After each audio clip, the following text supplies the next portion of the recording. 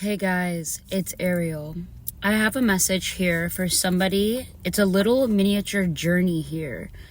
It's somebody that was born into a family that might have had enough material to come off privileged in the area that you grew up. And there was also privilege in the pantry. You had snacks, you had food, you had ice cream, you always had sodas, you always had maybe toys, you had things, okay?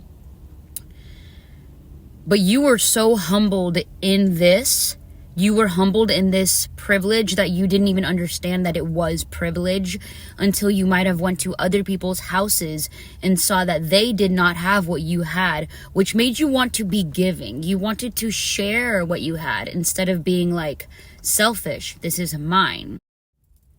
There was this sense of caretaking of those around you.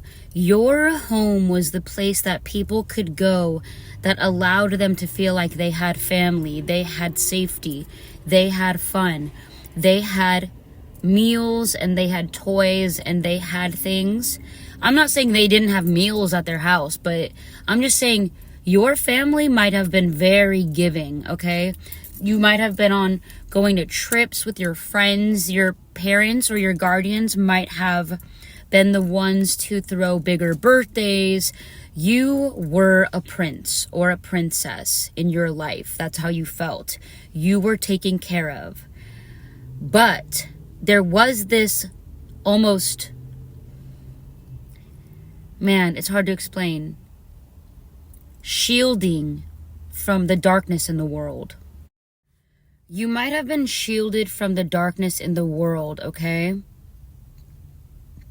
So when you got older, you might have found the darkness and it might have intrigued you. You might not have understood. Nobody taught you about the darkness because nobody in your family wanted to confront their darkness. So you might have had privilege in a sense in an area of your life, but in another area when it comes to spirituality and emotional privilege, that was where you were lacking. You might have not been consoled if you were crying, or your family might have yelled at you a lot and then replaced their lack of care with items. My selenite fell off of my ear, so I'm getting maybe that your friends coming over might have charged you. It might have made your family simmer down, and you might have had the spotlight while they were over, a chance for you to shine. I'm going to try to get through this a little bit faster. So that was your childhood. Fast forward now as you're older. You're learning about the darkness. You might have indulged in it a lot. You might have found comfort in the darkness because it might have been it's where you were taught to be. Let's just put it that way. You had material, but the darkness is where you were taught to reside because you grew up with a family that was hiding their own darkness. So that is what you learned how to do. You had an authentic soul, you had a giving heart, and you had an honest heart, a very grateful and humble heart. So now your friends did the same thing to you that your family did. They had false light, they had false love, they had material, but they were unhappy, they were dark, but they looked happy. You were happy within, and you came off dark, the reverse. So you might have been released from a friend group or canceled because of how you came off. So because these friends or colleagues or whatever this was, okay, because these people, even family members, because these people were dark inside but posing as happy, posing as joyful, posing as love, and you were actually love, joyful, and you were actually an angel. That's the point of this. I'm not going to beat around the bush. You were an angel, but you were looking more dark. You weren't afraid to you were not afraid of your darkness, but it was exposing the other people's lack of sureness in their darkness. So they made you come off evil and troubled. They made you come off like a liar. They made you come off shady in their reality. They made you feel like you didn't know yourself. Because they didn't know themselves, they were liars, they were shady, and they were troubled, but they were taught how to pretend to come But God always saw your heart, and God saw these low lives with money. So these people had material, these people had money, these people had a mansion or a house, these people had things, okay? But they were low lives when it came to their connections. They were shady, they were dishonest, they were cheaters, they were betrayers. They were very unsure of who they were at the core. And they tried to pin their projection of themselves onto you. But you were the real one.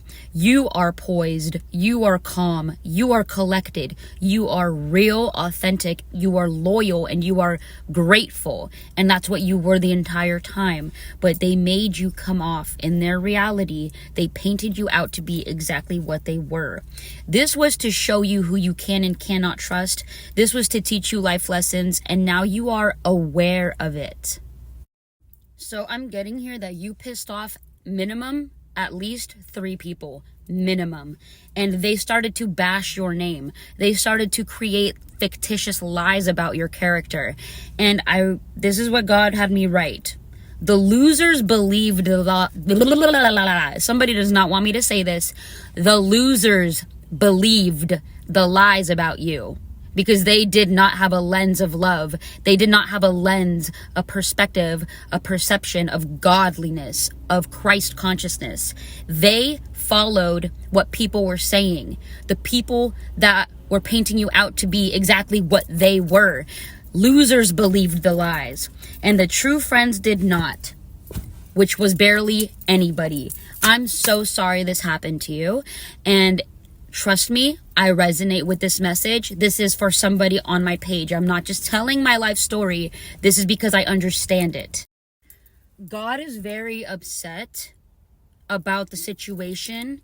You are coming into awareness of what actually went down, of what actually happened. God had me say this. You are sailing away, and you are sailing towards the life of your dreams, because God is gifting you with the life of your dreams, because you never strayed from your heart. No matter what people painted you out to be, you were always being yourself. You were always being authentic. People made you out to be what they were within. Okay? You are sailing away, and they are drowning beneath you in their lies and projections. And they are seeing you rise, and they are dropping down. No matter what it looks like on the surface, you guys, if they look like they have a perfect life, they're still ignoring the inner. They are still painting their lives out to be perfect. While yours is actually perfect, they are still lying.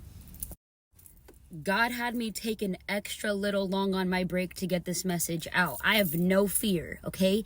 No fear, because this message is powerful. This means that no matter who you were around, no matter how narcissistic they were, no matter the evil that they had, no matter how much they wanted to see you go down, no matter how many evil lies they sent your way, no matter the curses, no matter the hexes, no matter how much they said, please don't let them be the winner, please don't let them win, you still won, because God doesn't judge off of what you own.